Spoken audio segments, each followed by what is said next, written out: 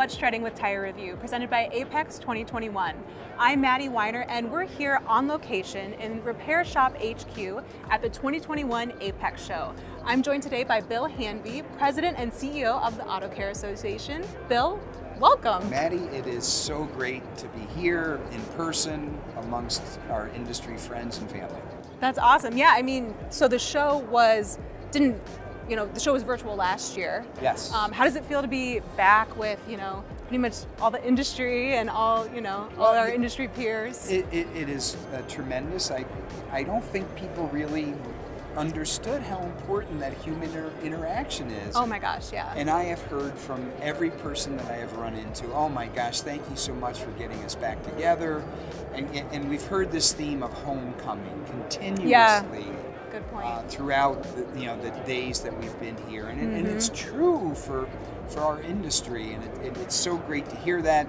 It's so great that we have built AAPEX to be a brand that represents family, that represents homecoming, and that people continually look forward to being together. So, for sure, we're here. It's exciting. Yes. I'm excited to be here as well. Wonderful. So yes. Now, I know we're in Repair Shop HQ, which is new this year. I mean, at least to the in-person event.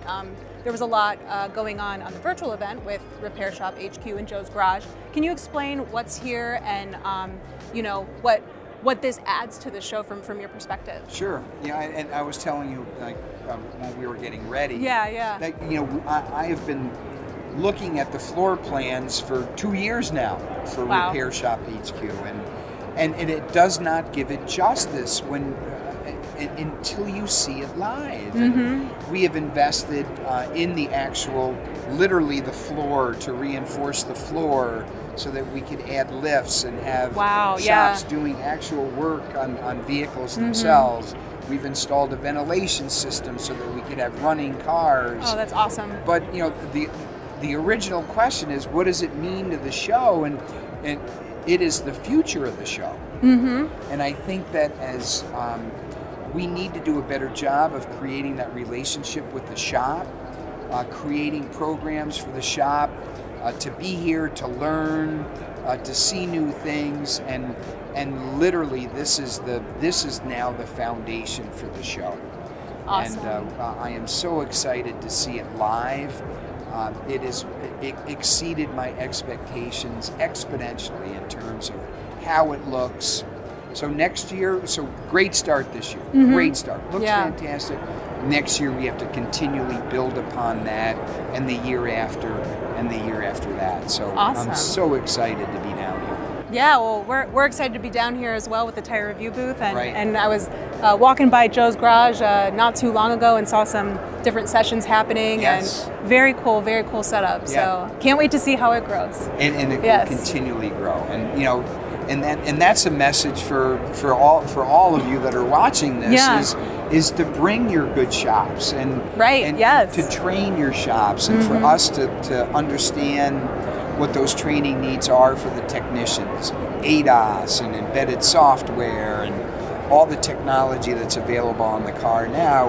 It's our responsibility to make sure that we provide the training forum for them. And so really exciting. And important stuff. So yeah, we're excited. That's great. Good to hear. Well, I did want to get into some politics. Talking some politics here. So right to repair has been obviously a huge issue for the Auto Care Association, huge advocacy movement for you all. And I know last November, a right to repair ballot measure passed in Massachusetts. I know there's been an overwhelming majority of 75%. Right, yes. Now this is interesting to me because vehicle OEMs have filed a lawsuit, is that right? Can you kind of give us an update of how that's going? I know you guys have testified and have been so involved with that. Yes. I mean, yeah. Well, to start at the beginning, we as an association invested $3 million just in the campaign itself in Massachusetts. Yeah. We passed, right? So, okay, our job's done. Victory. Well, not really. Yeah. So, the day after, the voters of Massachusetts passed the ballot measure, I sent a note to the association that represents the automakers. Let's collaborate on this. Let's have a logical process behind this so we can implement the law. That was met with a lawsuit 2 weeks, 3 weeks later. Mm-hmm. So for a number of different reasons, which we feel are not valid. Mm-hmm. Number one is the fact that, well, you guys can't access the data securely. Well, right here in Joe's garage, we have a working demonstration of how we can access that data securely. We had to testify in June at the trial. And the automaker's main contention is, well, we can't fulfill the elements of the law for 2022 model years. So, and that's what the judge is actually deciding upon. But some interesting evidence that has become, that has come to light thanks to the Massachusetts Attorney General is the fact that Subaru, in the Commonwealth of Massachusetts, has turned off their Starlink system. I was just reading about this, yes. And it's fascinating because the judge in Massachusetts, federal judge, asked that particular question of the Alliance of Automotive Innovation to say, well, could we disable that technology while we begin to implement this law? The answer was no. Well, guess what? Subaru showed pretty effectively that could be done. Yeah. So now the judge is evaluating whether that evidence be entered into trial, which we certainly think it will be, and is evaluating other correspondences from other automakers now to see whether that evidence can be entered into the court proceeding. So that was actually great news for us. We certainly think so. We are going to continually defend that in any way that we can, either offering technical assistance or lobbying assistance, whatever the case might be. Stay tuned. That's great to hear. And I did want to know too, if repair shops or tire dealers are interested in getting involved, getting the word out, helping, obviously, your advocacy efforts, what avenues can they go through? What do you guys recommend that they do to really bring this issue forward and, at least feel that they are helping the issue? Well, first and foremost is to understand the issue. And the issue is that if you as a shop owner are not able to access that data, then our industry is really under threat. In trouble. Really under threat. So Yeah. number one, understand the issue, understand the implications, and get involved. And you know, part of the Auto Care Association, we provide the advocacy. And I think a lot of people say, well, the Auto Care Association's got it, we're good, right to repair pass. But this is a continual thing that we need to engage the shop owners on. Right. Write a letter to your congressperson. Invite your congressperson to see your shop. Yeah, the technology that the shop owners work on every single day is fascinating, and the Congress people have to know, and they have to hear from their local constituents who pay taxes, who employ people, right? So that's who the Congress people want to hear from, are these local constituents. They have to get involved. It's easy. Right. Anything that you need to do to be able to host a congressperson or write a letter to your congressperson is on our website. Right. So please get involved. It's your job as an American, not just as a member of our industry. Exactly. Yeah. It's your job as an American to get involved in the political process, and it's not intimidating.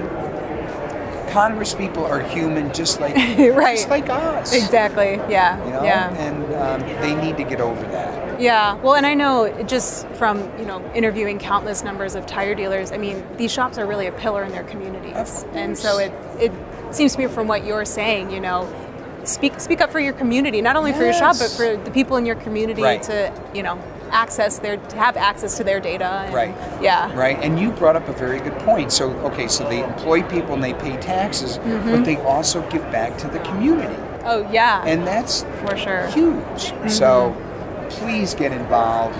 Don't rely upon somebody else to do it. It's your job to do it. We'll facilitate it. Right. But it's your job as a business owner to preserve this industry that we're all part of. Right. Yeah. Great message. Great point. Yeah. Now, I know we talked about the court case. Obviously, court cases can take quite a while to work through the system. It already has. Yeah. Yes, for sure. Yeah. But I did want to talk about a little bit what's happening on the federal level with right to repair. I know the Biden administration, excuse me, issued an executive order basically supporting right to repair. Right. And John Deere, I know, is involved in that. The ag community is very active in that. The cell phone repair community is very active in that. And anytime that there's a restriction on consumer choice, the Federal Trade Commission takes a look at it. So they publish a report called Nick the Fix. Yes. Nix the Fix. Nix the Fix. Right? Yes. Not Nick the Fix, but Nix the Fix. Gotcha. And it's so important that now the federal government recognizes the fact that there are initiatives underway to prevent consumer choice. Right. And not only consumer choice, but in many cases, a better alternative. So in the agricultural community, can you imagine being a farmer and having your $100,000 combine go down when you're in the middle of harvesting your crop? And you have to wait for a John Deere repair person to show up and do it. Right. That's a no-go. It's a no-go. And your crops are rotting in the field. Right. So that has really elevated the whole issue about consumer choice and the ability to choose where you have your phone, your combine, or your car repaired. Now, our issues are somewhat different. We're trying to be very specific in terms of what we're asking for, and that is diagnostic and maintenance information. We don't want personal information. We don't want private information. We're not going to repurpose that private information that, coincidentally, the automakers are doing. Right. So we want just diagnostic and repair information, right? So let's isolate it to that. We have a Democratic sponsor of a Repair Act, Congressman Bobby Rush from Illinois. We are still in the process of acquiring a Republican co-sponsor, and that is proving to be difficult. Yeah. In the bipartisan world in which we live today. So, we know that we have Congressman Rush's support. We're still actively trying to gain that Republican sponsor. But it looks good. Obviously all eyes are upon it because of the increased awareness that our friends from the ag community and the cell phone repair community have brought to the table. Yeah, I think that's a great point. I mean, obviously it's such an auto care, an automotive issue, and really affects independent repair shops nationwide. But other industries it is affecting too. Most certainly. Yeah. And it's our job to bring that to light to the consumer. Right. Yeah, well, we will be following the efforts. I know we've done a lot on right to repair, so... Well, not only do you follow the efforts, but you have done a tremendous job, with Babcock's of promoting the issue to the industry. And we need your help, and we need your support. And your team has been so outstanding in providing that support and providing us a forum to get that message out. So thank you. Oh, well, no, yeah. I mean, it takes everyone, right? It does. It takes a village. So, yeah. It does. Yeah. Well, I did want to finish up here talking about some new joint research the Auto Care Association released with AASA around e-commerce and EVs. Right. So can you maybe summarize the findings, tell us what this report entails? And I know EVs are obviously sort of the next big thing with ADAS, coming down the pipe. Oh my gosh, everyone, EV. Yes, yeah. And it's wonderful technology, and from an environmental standpoint, it's a wonderful alternative. But what about the 280 million vehicles that are in the vehicle fleet today? Right, yep. So what we show in these studies that we're going to have our release on Wednesday at 10:30 is the fact that the automotive aftermarket will be alive and well in 2040. And it not only alive and well, but will continue to grow through that time span. And it's not the death knell of our industry. Our industry has always proven that we can adapt with change. Right. And not only adapt with change, but in many cases make that technology better. Oh my gosh, yeah. Right? To improve upon what the OEMs have designed. So we're very excited about that. It's going to kill the noise about, oh my gosh, what's going to happen to our industry? Well, our industry is going to be alive and well. Please take that to the bank. You know? Yeah. And that was the whole purpose of the study, is to, okay, our industry is going to be fine. We have to adapt. It's still going to be a $400 billion industry by 2040. Yeah. So good news on that. Great news, yeah. E-commerce is another fascinating way that our industry has adapted. And we have to meet the demands of today's consumers. We have to provide better product data so that they're able to look up a part better. And that's been a fascinating development as we go along. Consumers are now becoming comfortable to say, okay, I bought an oil change kit. Right. I'm not going to do it once, so I may as well get, and it's building that confidence at the consumer level to be able to, okay, well, I did my oil, now I can do a cabin air filter, I can do a brake job. And so it's really been, and now the platforms are available to give the consumer the confidence to be able to do that job.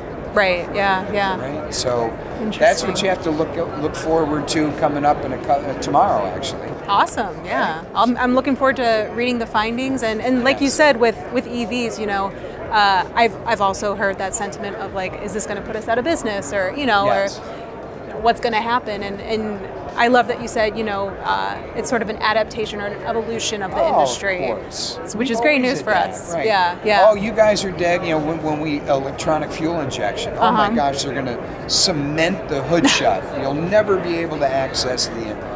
Well, guess what? We've adapted. Right. And you know what? We adapted from the crank start to the battery start.